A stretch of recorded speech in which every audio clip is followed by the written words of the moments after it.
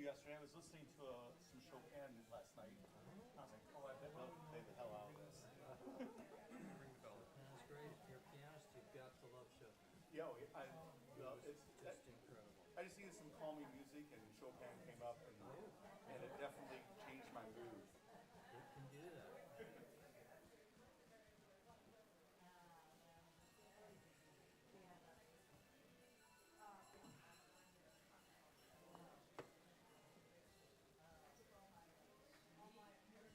For the Charleston thing, it's so nice. It really was.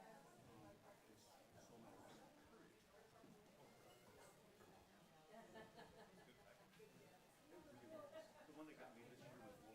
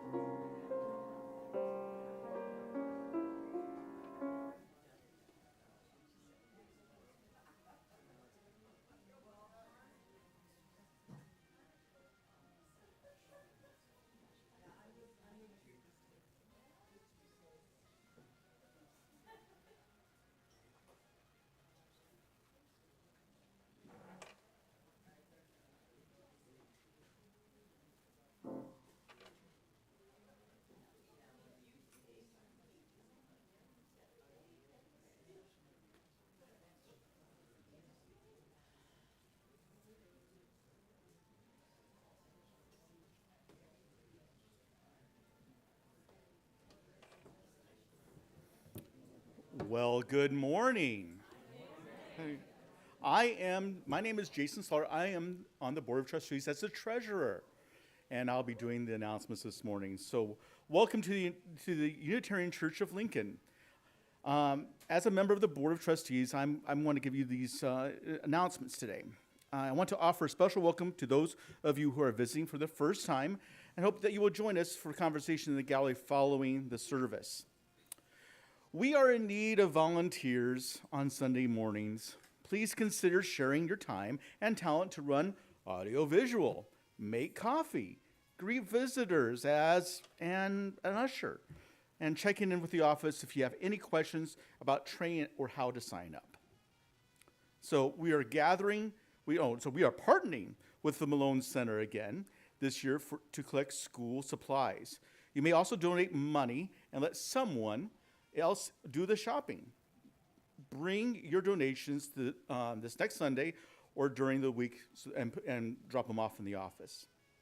All right, I got to save the date. For all church cleanup is Sunday, August 20th. So make sure you put that on your calendars right after the service. We will gather in the gallery and to get our supplies and divide and conquer. Hopefully, it will not be hot. How many want to bet in August it's not going to be hot? So I hope everyone has enjoyed the service. By the way, the August newsletter is hot off the press and is available in the front lobby and in your email box. I've been seeing them fold them this morning, so they're ready. So thank you so much. Take a moment and we'll begin.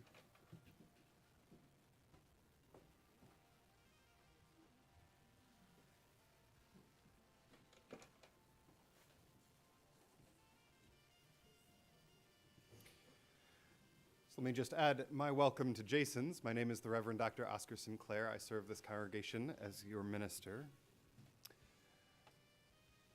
We gather in many strange ways in the year 2023. Some of us are on the live stream, some of us are here in person, some of us still are watching this service at Tuesday night at about 2 a.m.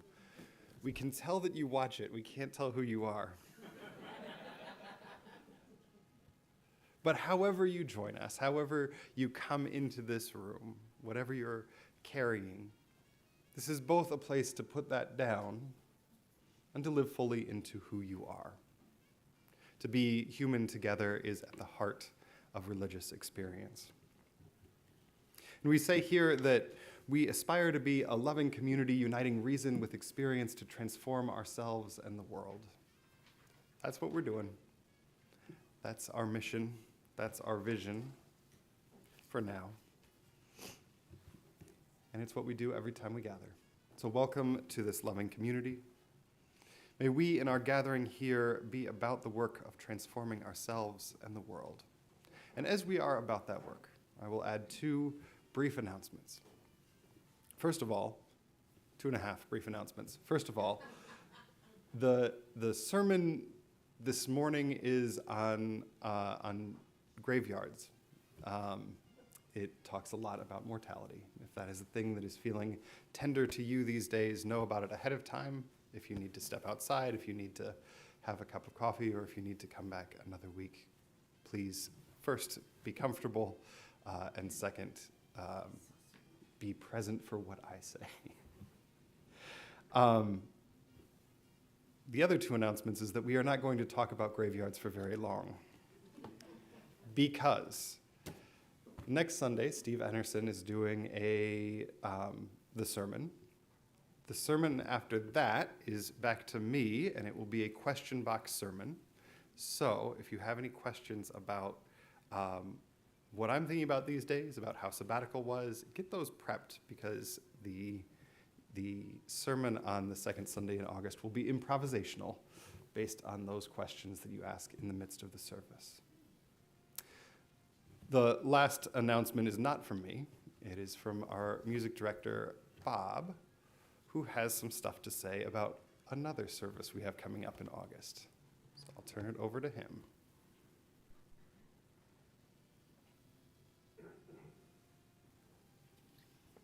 Good morning, everybody. It's Dr. Bob, everyone's favorite neighborhood music director, and I want to invite you to join us on August 17th at 7 p.m. at Antelope Park. We're going to have a third Thursday service. The Reverend Dr. Oscar Sinclair is going to be joining us again after his long sabbatical. The A Street Band is in fine form. We've got some surprises. We've got some new folks in the band. You definitely do not want to miss this one. Thursday, August 17th, 7 p.m., Antelope Park. We will see you there.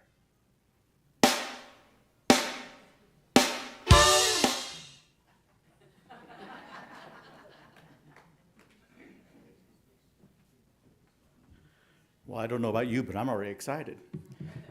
So today's chalice lighting, I have a piece here from our Souls Matters packet of wise words from a person by the name of Howard Zen. People are practical. They want change, but feel powerless, alone, do not want to be the blade of grass that sticks up above the others and is cut down. They wait for a sign from someone else who will make the first move, or the second. And at certain times in history, there are intrepid people who take the risk that if they make the first move, others will follow quickly enough to prevent their own being cut down. And if we understand this, we might take the first move.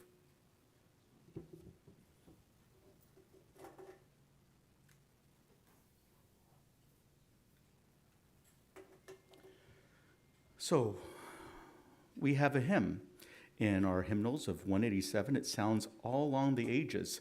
Please stand if you're able to, and let's go ahead and sing.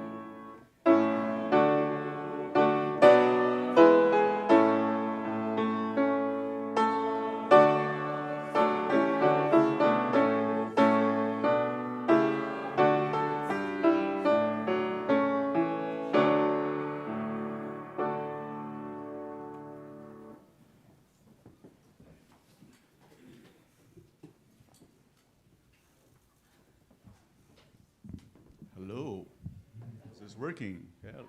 All right, yay. I invite the children or anybody that's young at heart to come on down and listen to this lovely story I have. Don't be afraid to drop. Well, hello, good morning. All right. Now the wind started howling, the sky turned gray, and the rain clouds were full and round. There stood two raindrops, a father and son, on their clouds staring down at the ground. Our cloud is too heavy. It's time for you to drop, Father Raindrop said to his son. It's a long way down there. I can't let go. Are you sure, Dad, that I'm the only one? I like living here on this beautiful cloud, and it's all I've ever known. It's comfortable here. It's where I belong. This cloud feels like home. You are a raindrop, and all raindrops must fall. You need to let go of your cloud. There's a big world out there, and you're missing out if you choose not to drop to the ground. But I have so much fun on this cloud we live on. Everyone knows my name. My life is fine just the way it is. Why would I want it to change? I get to play games with my raindrop friends. We skateboard on pillows of air. We play raindrop baseball and eat raindrop snacks. Leaving just wouldn't be fair. You need to let go and drop to the ground. It's what all little raindrops must do. Your purpose in life is to share what you have. Give of yourself and be true. But I feel safe living up in the sky. I like things the way they are. Why would I want to leave this great place? On this cloud, I feel like a star. You have so many gifts to share with the world, so many dreams to live. Take a chance, little man. Let go of this cloud. Discover the ways you can give. But I can't drop. I'm afraid to fail. What if it hurts when I land? What if I land in a camel's mouth? What if I land in the sand? What difference will I make if I land in a lake where no one will notice me? What if I land on a birthday cake or on the wings of a bumblebee? It won't hurt you. It won't hurt when you land on the beautiful earth. I've done it myself many times. You can never tell where you might end up, but I promise you'll be just fine. You will land where you're needed. It's okay to let go.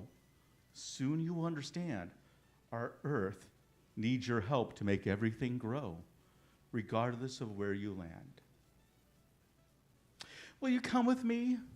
Can we go together? Hop asked his dad. You won't have to stay long. You can leave when we get there, and then I won't even be sad. I cannot go with you. You must drop alone.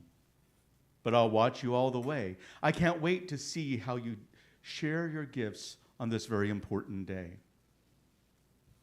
I will miss what I have on this cloud I call home, and I'm afraid to let go. I'm nervous and scared, and my tummy has knots.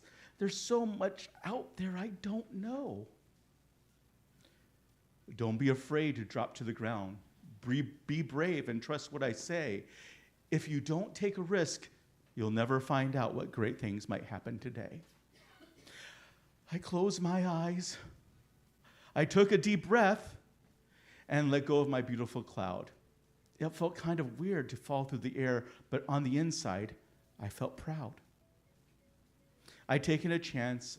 I had started to grow. My purpose in life would be met. When I landed, I splattered. And it didn't matter. I helped a dry carrot get wet. Thank you so much for sharing. I heard all the gardens sing. You've helped us give. Now we can give too, because of the gifts that you bring. Then all of a sudden I felt warm inside as a sunbeam kissed my cheek. I started to rise back up in the sky, right past the mountain peak. When I finally got back to the cloud I call home, my dad was waiting for me. I'm so proud of you, son, for taking a chance. You've shown yourself who you can be. What a difference I had made. Dropping had helped me to be grown. change is a good thing and giving feels great. That's all I need to know. Whatever your gift is, whatever purpose, don't be afraid to let go. Grab a hold of some courage, believe in yourself, and share all the things that you know. The end. All right, kids, during this next hymn, you can go back. Guest music, we have Bill Carpenter's playing, but you can go back to the lesson that we have today.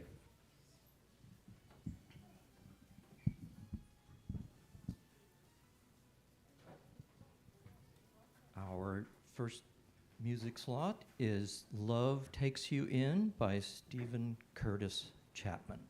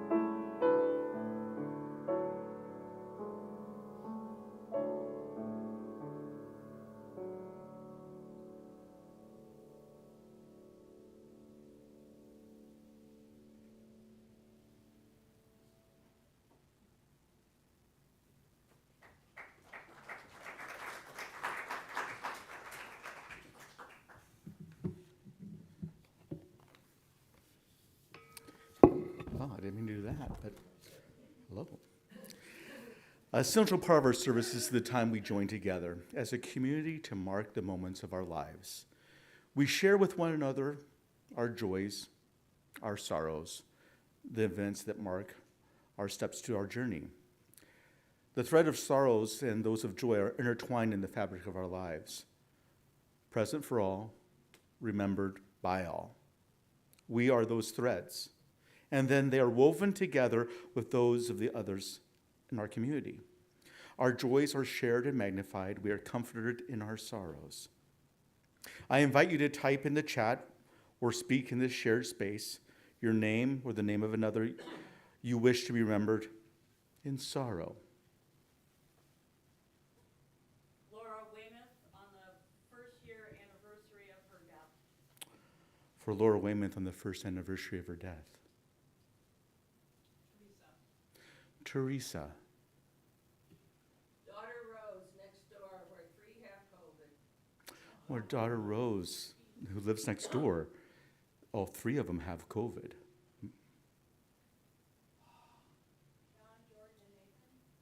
John, Jordan, and Nathan.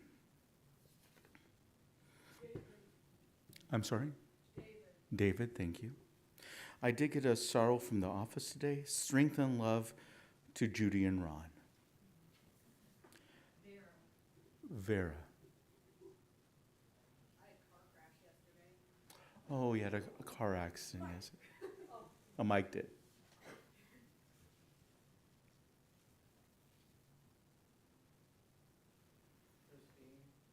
Christine.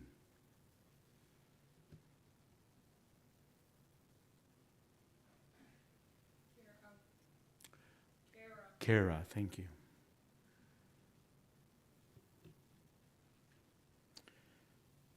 We know too that there are some joys and some sorrows. I'm sorry. I invite you to type in the chat or speak in this shared space your name or a name of another you wish to remember in joy. Me. Walking without a cane for 3 days now. Walking without a cane for 3 days now. Our grandson Nova and his mommies who are recovering from COVID. Yeah, I got the crosstalk. Go ahead, say the name again.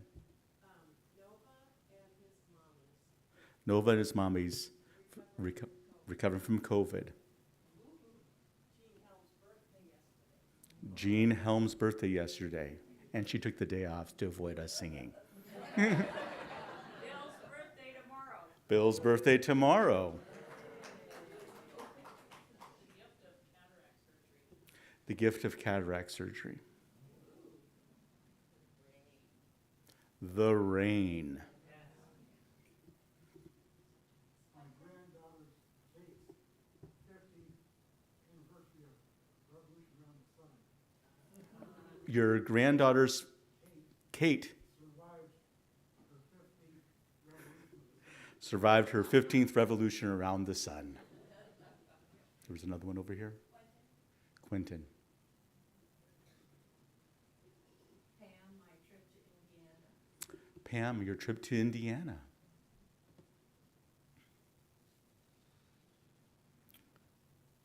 Well, we know that there's some joys and some sorrows that are yet unspoken but still deeply felt. Oh, I got some that just came through on the internet. Look at that before I begin. Declan, who started to walk at 10 months old, from Abby Stotworth. Mary Kay, our daughter-in-law, Jamie, celebrates her XX birthday on Wednesday. So no, I'm sure she's 29. Aren't we all? Yes, indeed. All right. So let us now hold a moment of silence for everything unspoken.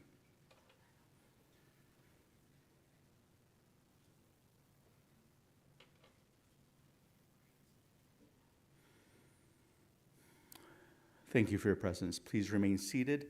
Oh, I don't think we're doing another. Oh, this is you. Yes. I'm going to introduce Oscar.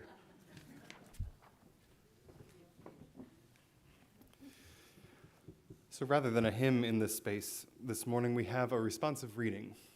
So you can either follow along the words up here, or it is reading number 721 in the gray hymnal, which is right in front of you. So I'll read the Roman font, and if you would read the italic font, and we'll do this together. These are words of the Reverend Kathleen McTeague. In the struggles we choose for ourselves, in the ways we move forward in our lives and bring our world forward with us.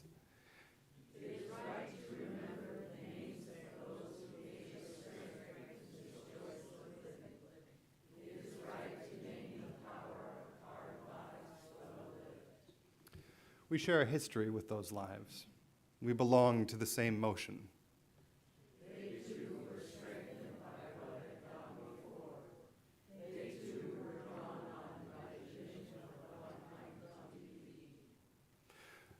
Those who lived before us, who struggled for justice and suffered injustice before us, have not melted into the dust, have not just disappeared.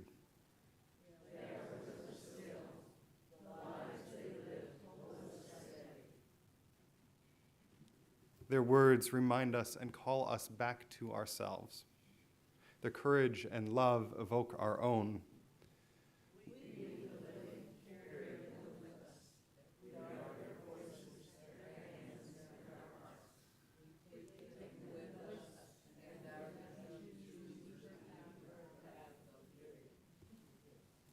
We take them with us, and with them choose the deeper path of living. May it always be.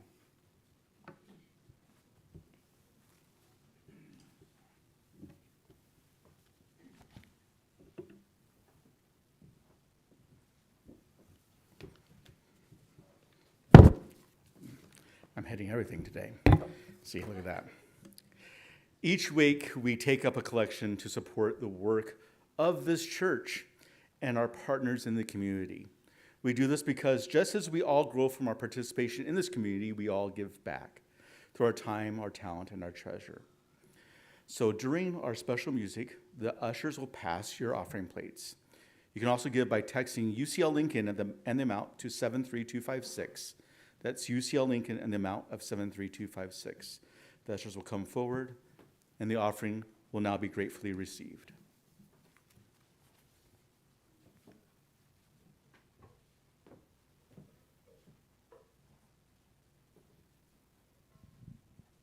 Just a word of preface for the next song, which I think you'll recognize.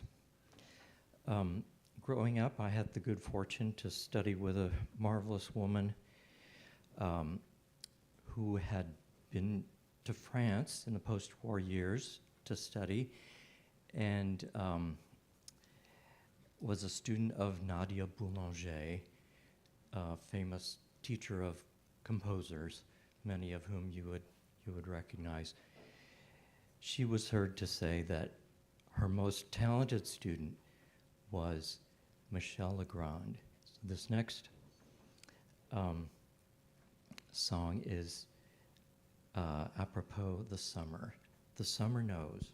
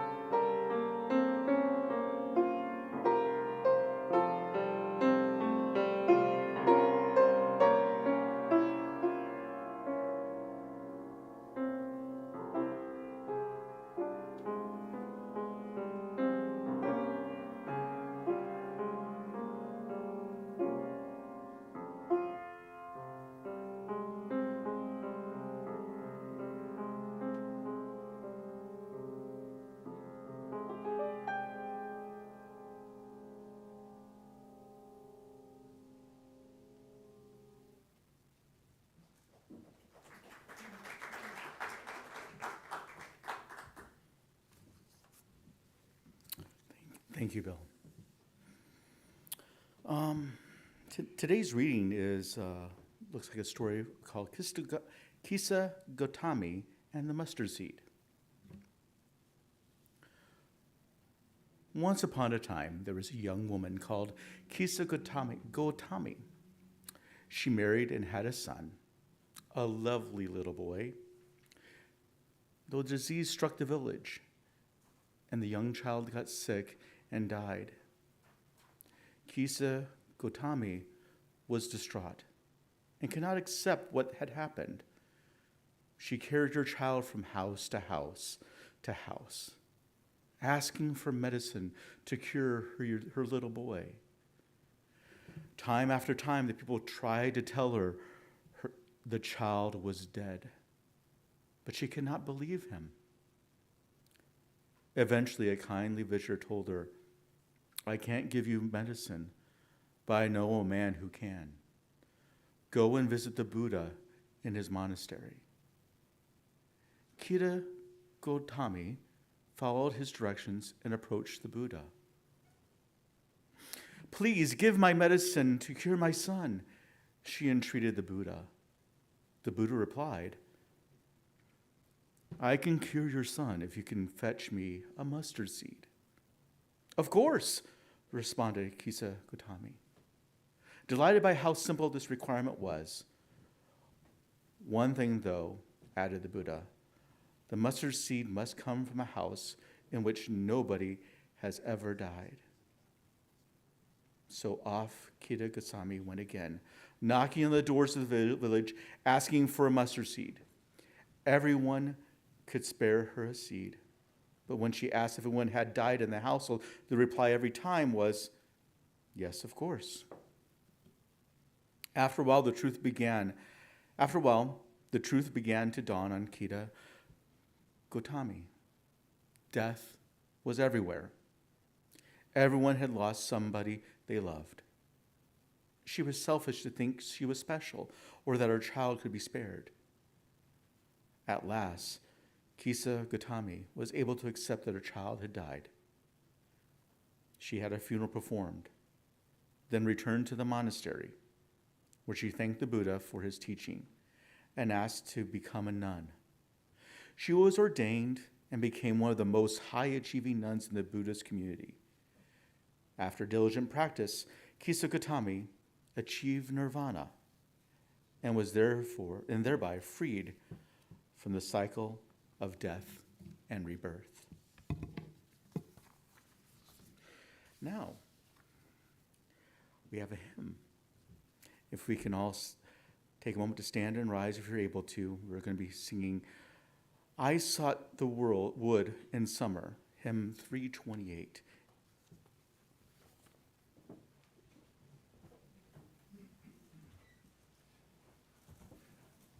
It's also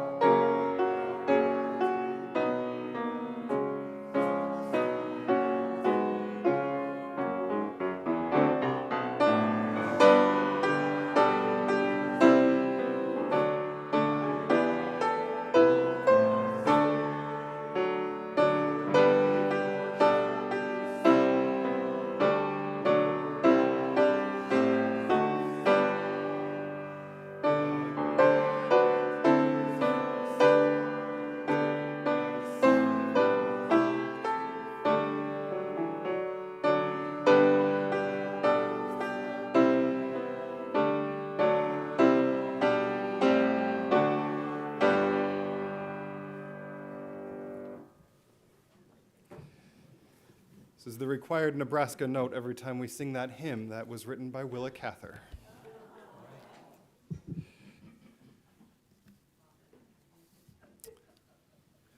We're going to do things a little bit out of order. I'm going to do a reading, and then Bill will play his last piece after the closing words. So there'll be a slide for guest music, but we'll come back to that afterwards.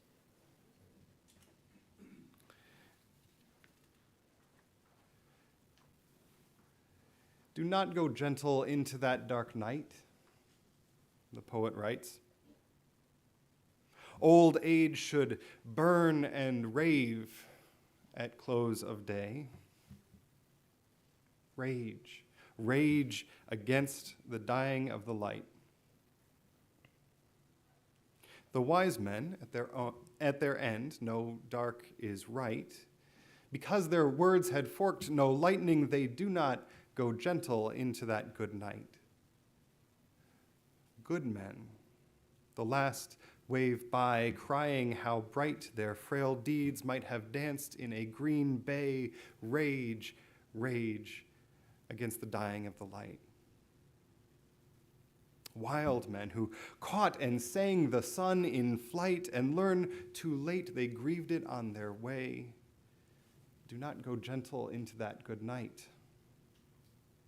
Grave men, near death, who see with blinding sight, blind eyes could blaze like meteors and be gay. Rage, rage against the dying of the light.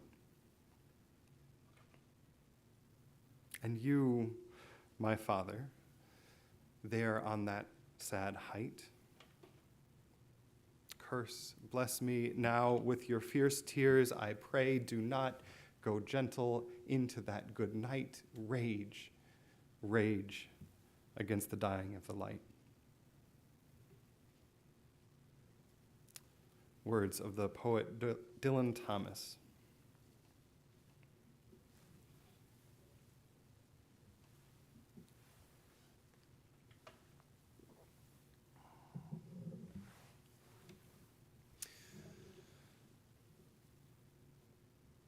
So on the morning of January 17th, 2023, I woke up in Seven Oaks for the first time.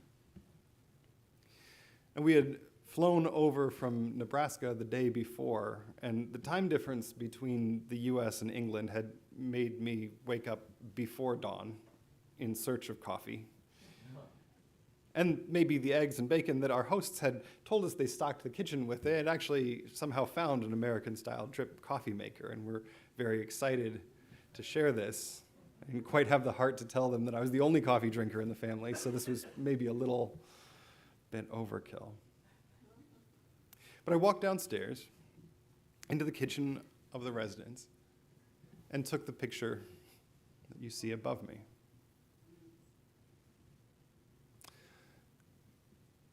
You see, for the 5 months that my family and I lived in southern England, we were hosted at the old meeting house in Bessel's Green, a Unitarian congregation in the town of Seven Oaks.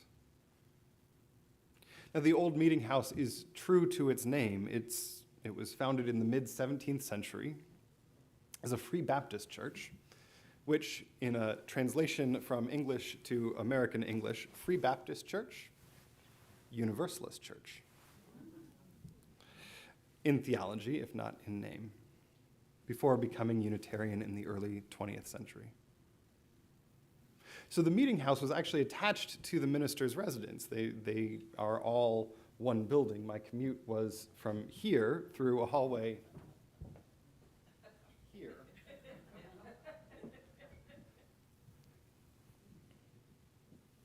But that also means that every time you looked out the window of the house that we were living in, you saw the graveyard. It's an old English church. It's surrounded by the churchyard.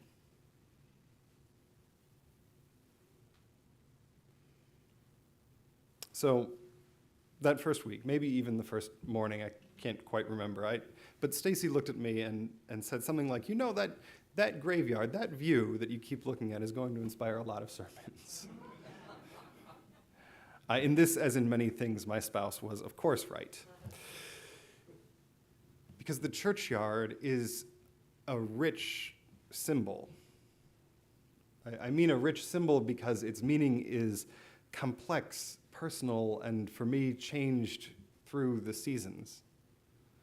So rather than a single sermon with a coherent theme this morning, I'm going to wrap up this brief series on the sabbatical with, let's call it a series of vignettes from living next to a graveyard for 5 months.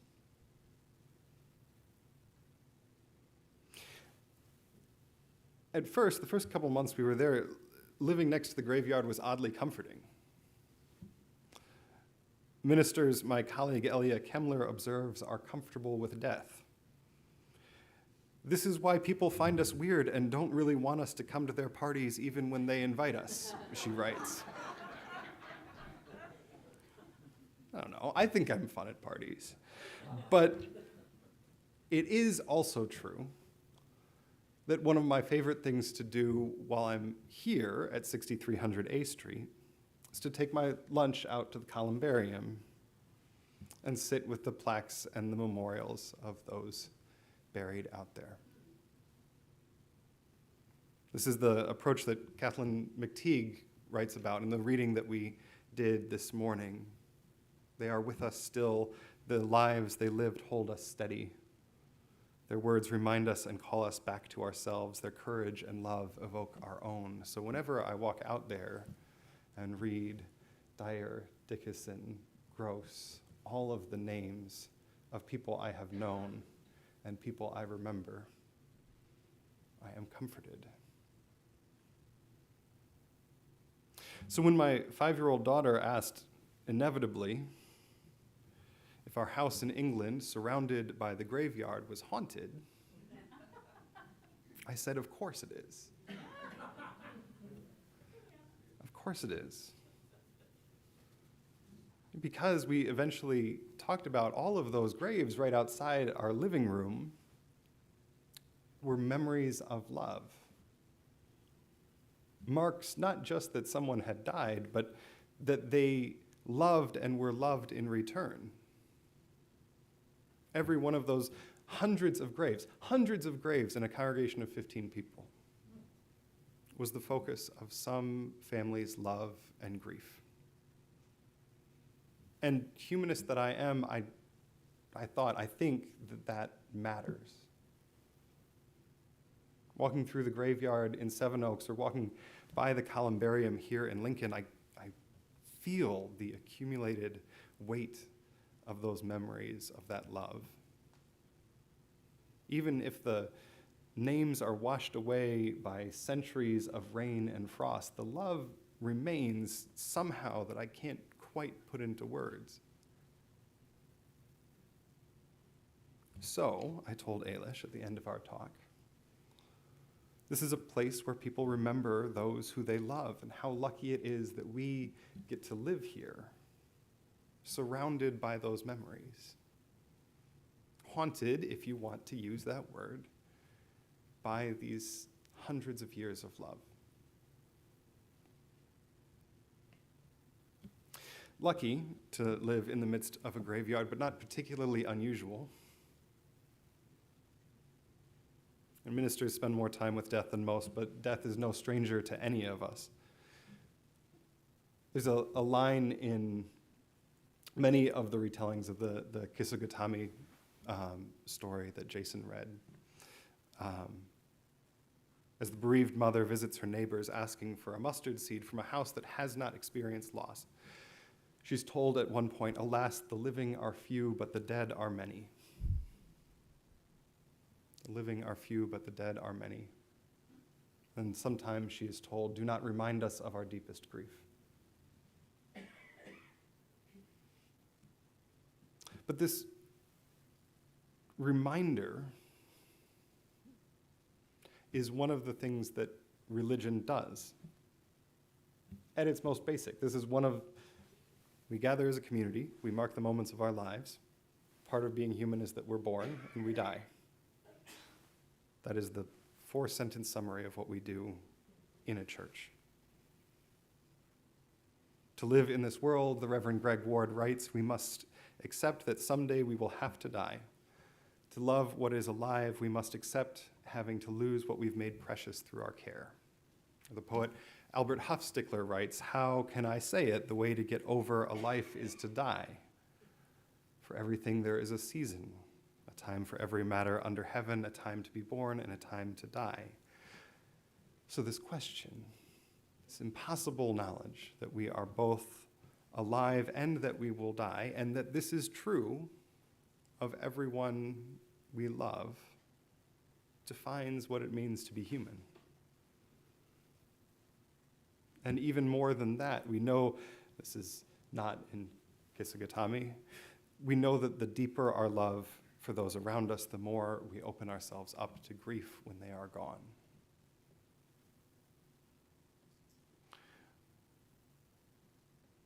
So I spent a lot of time reflecting on that, not just because of the churchyard in Sevenoaks, where I live, but also the experiences across the sabbatical, because religious sites, we talked about this last week, we didn't go past a church, a henge, an otherwise religious area without me needing to stick my head in, much to the dismay of my family. But religious sites are constantly engaging with this question of death and memory. The great cathedrals of Europe are paved with stones, remembering those who have gone before. Stonehenge is one of the most ancient places of worship in England. But when you stand at it, and then you turn around and look to the side or behind you or across the landscape, there are hundreds of discovered, so probably thousands of undiscovered barrows, graves, people buried in sight of this religious monument. Here at the Unitarian Church of Lincoln, every time you walk from my office to this sanctuary, you pass a memorial tree with names of congregants who have been a part of this community, who are a part of this community, but who have died.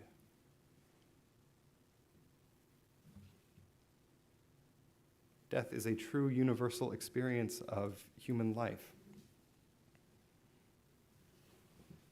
And how we respond to it is informed by our cultures, traditions, beliefs. For the Buddha, the answer to Kisugatami was acceptance and detachment. Knowing that things are impermanent begins to free us from the cycle of death and rebirth. For the names paving the ground in the cathedrals, being buried near the altar was a sign of status, so that 500 years later, an American tourist would remember you and think highly of you. Whether that works is another question. The early members of the Sevenoaks Unitarian Meeting House were Free Baptists. They were Universalists. And they believed that they would all go get their heavenly reward. And here, when we go out and place ashes in the columbarium, we pause for a moment to remember and tell stories. And memorial services constantly feel like the holiest work that I am invited to do.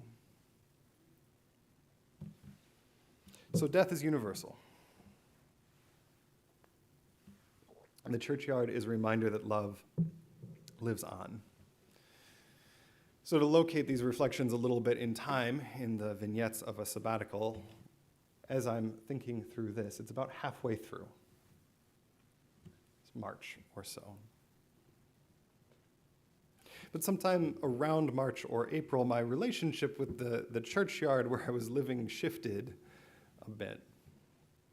It was around then, probably early April, when the graves outside our windows started keeping me up at night. There were two reasons for this. I was thinking around that time a lot about the death of institutions, which we'll come back to before this sermon is over. But on a much more personal level, death is scary. I have presided at over 50 memorial services since moving to Lincoln, and in every one of them I've made some variation of the claim, I do not know what happens after death. I am not that kind of minister, and this is not that kind of church. And mostly I'm okay with that considered agnosticism. I don't know what comes next. I'm not that kind of minister. But death is an ending of some kind. Even if it's just a change, it is a profound change from the life that I know. And here's the thing, I love the life that I know. From learning about the world to raising my daughter to walking across landscapes to getting to do this every Sunday morning, I am constantly astonished and in wonder at life. Marianne Robinson writes in Gilead, in the voice of her narrator, I feel sometimes as if I were a child who opens its eyes on the world once and sees amazing things that it will never have any names for, and then has to close its eyes again. It's something so central, this experience of self, my identity, my story, this wonder will just end, is unsettling, frightening, sad. I don't want the story to end. I don't want to give up my life in the rain cloud, right? Falling to the ground and not knowing where I'm going to land, how I'm going to land, or when or how or why I'll get back up into the rain cloud. I like it here.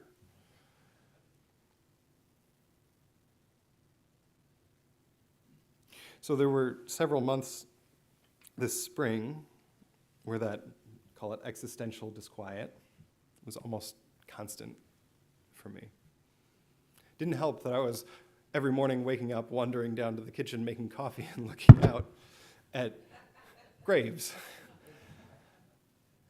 Going to bed, putting the child down, getting into bed, rolling down the window shade and looking out at graves. It was constant. It was also constant because, as it turns out, I distract myself with existential concerns with my work. And that's okay. That sounds like a terrible way to frame it, so here's a more positive one. I am not going to change the fact of my eventual mortality by spending today thinking or worrying about it. That's the agnosticism.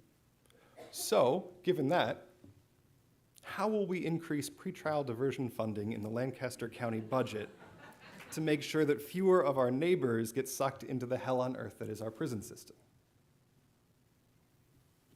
So maybe that's a distraction from existential concerns, but it's a healthy distraction for me. Sabbatical was lovely, but actually, as it turns out, having too much unstructured time right next to a graveyard is probably not unexpectedly a recipe for some existential angst.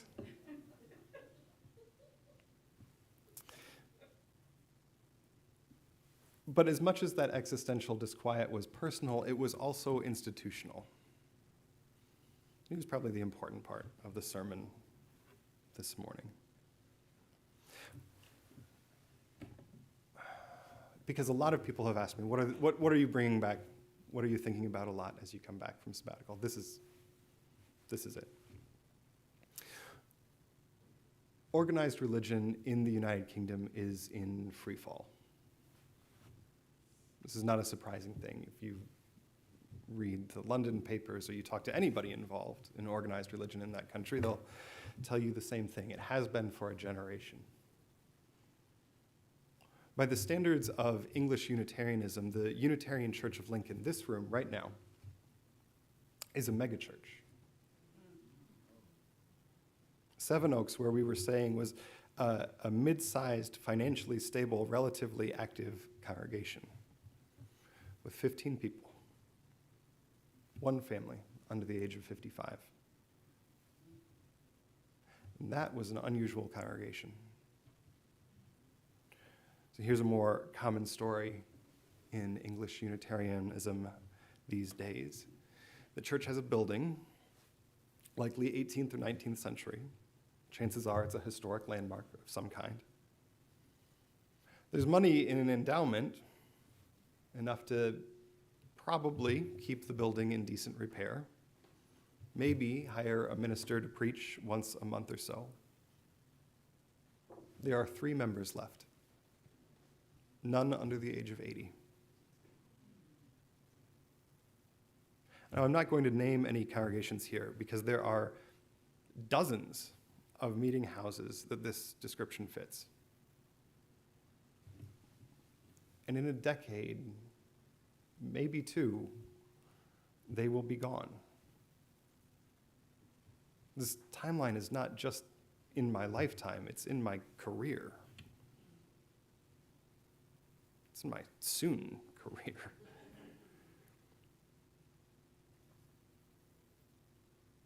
Institutions die as inevitably as individuals. And so the image that kept me up, that haunted me this spring, was the graves where the names have worn off. For as timeless as Stonehenge is, surrounded by barrows, we actually know very little about the people that built it or what their belief structure was. We know what they built their houses like. We don't know what they thought of what comes after death or what the meaning of life was. Walking through London, looking at monuments that have faded into the civic background long after the events they commemorate have passed. I had Percy Shelley on the mind. My name is Ozymandias, King of Kings. Look on my works, ye mighty, and despair.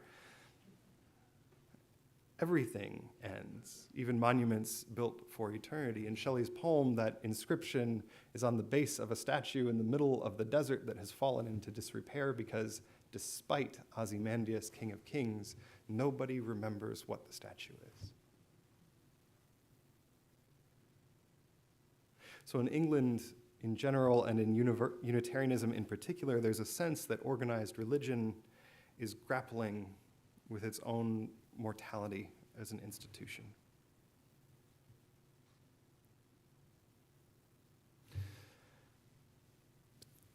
But there's a difference between individual mortality and institutional mortality. There is nothing that says that institutions break down after a century or so. No limiting factor of genetics or biology that sets a boundary. Institutions do not die of old age, they die of action or inaction. They die after a tipping point is reached, after you have 3 people left and no way to bring in more. Because imagine that congregation of 3 people with an endowment to keep the lights on. Most churches need to add about 10% of their membership to stay afloat. That's sort of our break-even point. A turnover rate that covers people dying, moving away, all the reasons that people leave a church. But then most churches max out at about 20% growth in any given year. When you add more than 20% to a community in a year, the church culture changes so fast that it becomes something different. It changes fundamentally. So to put this in concrete terms, imagine in this room if we added 60 people. That would be 20% growth for this congregation in a year. That's this block of chairs. All new people, all in 1 year. It would profoundly change the nature of this congregation. That wouldn't necessarily be bad, but it would change who we are. Now think about that when you have 3 people left. Adding 1 person changes the system profoundly, but adding only 1 person is not nearly enough to make the system viable for another generation. You need to add more people than are currently a part of the community. And so in a real way, a tipping point has been reached. The community that has existed is going to end, even if something else replaces it. Because the tipping point happens when the end, or at least a profound change, is inevitable. But of course, the challenge of tipping points is that they are often easier to view in retrospect than in the moment. And so what kept me up looking out at the graveyard surrounding Sevenoaks was the worry that for many congregations in the United Kingdom, the tipping point of their continued existence as churches has already passed. So the last sermon that I preached in Sevenoaks with my family there was titled, "Who Lives, Who Dies, Who Tells Your Story?" Had to get one Hamilton reference in. I said it, and then I said what Hamilton was and how strange it was to be quoting Hamilton in England, and then at coffee hour, several of the English Unitarians came up and said, "You know, the American Revolution is just not a thing we think about a lot in this country."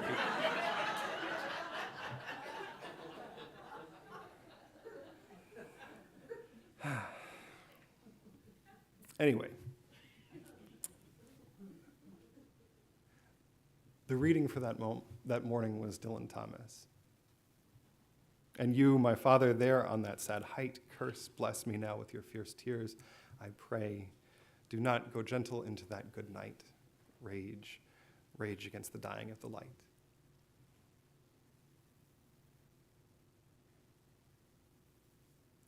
So this sermon, this reflection on sabbaticals and living next to a graveyard for 5 months,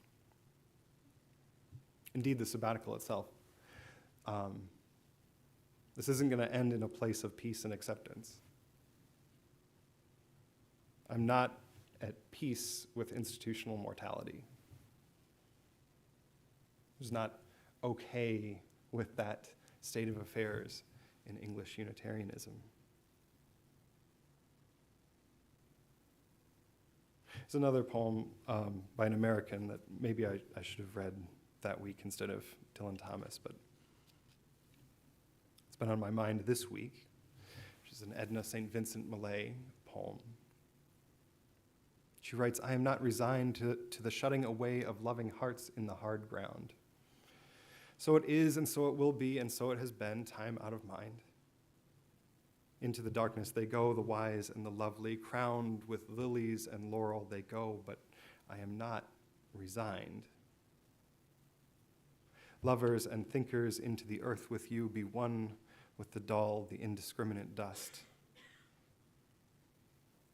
A formula of what you felt, of what you knew, a formula, a phrase remains, but the best is lost. The answers quick and keen, the honest look, the laughter, the love, they are gone. They are gone to feed the roses. Elegant and curled is the blossom, fragrant is the blossom, I know, but I do not approve. More precious was the light in your eyes than all the roses in the world." Down, down into the darkness of the grave, gently they go, the beautiful, the tender, the kind. Quietly they go, the intelligent, the witty, the brave. I know, but I do not approve, and I am not resigned.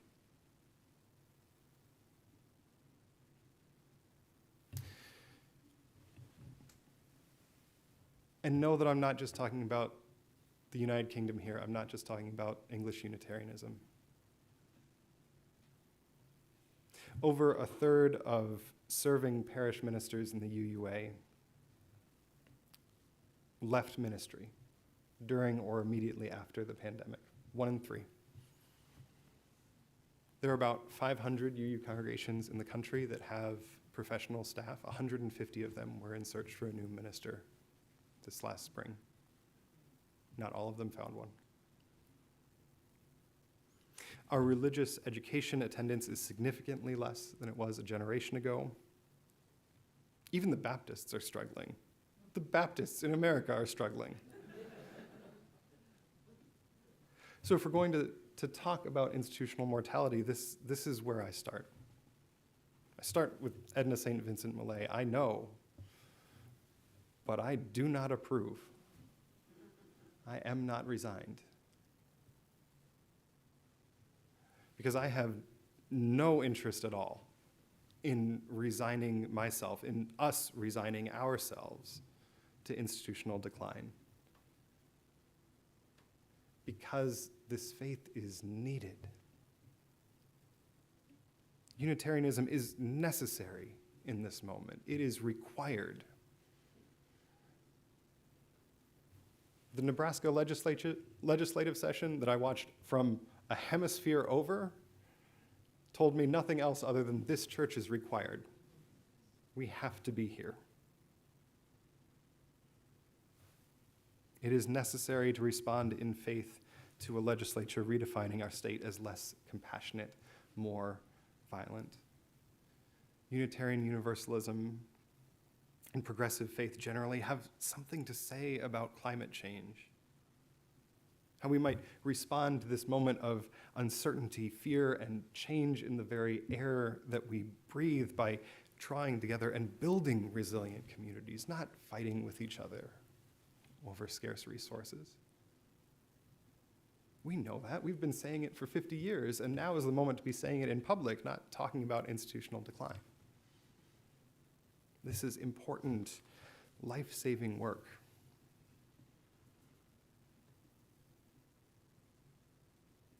So tipping points happen and institutions die. There is no way around that fact.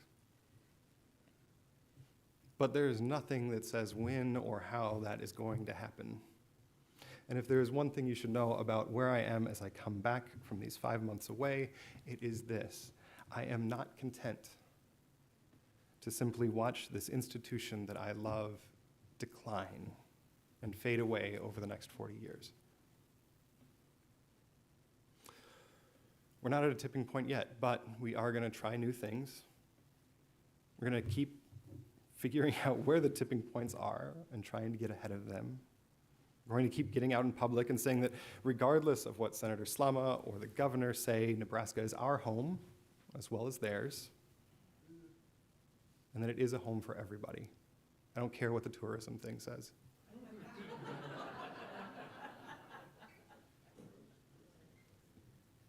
Rage, rage against the dying of the light.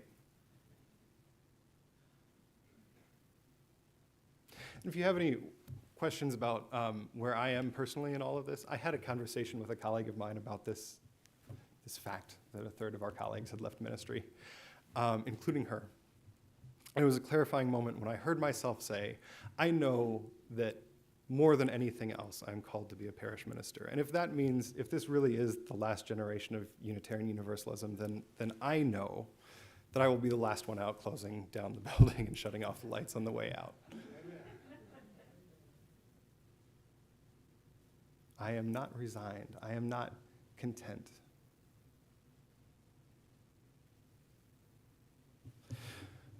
So eventually, though, all things will end. But this institution will endure any of our lifetimes.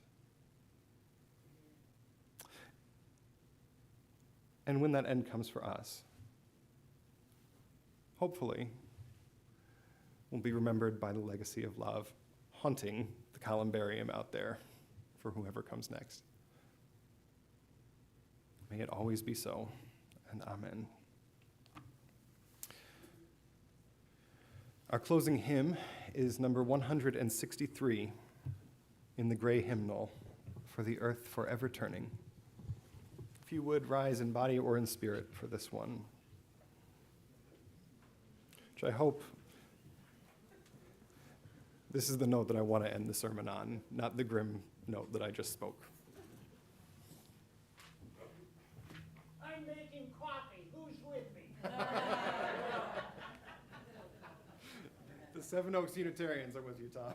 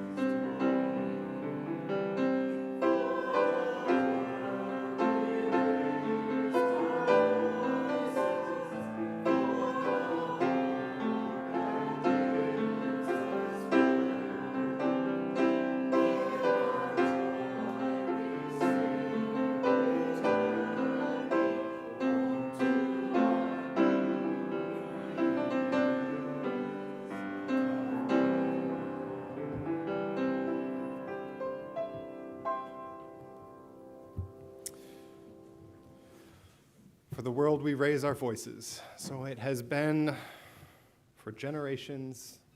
We will work hard to keep it so. May it be, and amen.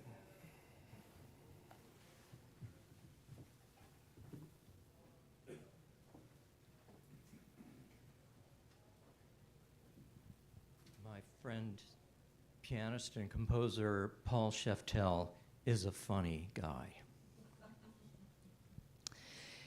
And I chose this piece this morning with Alan in mind.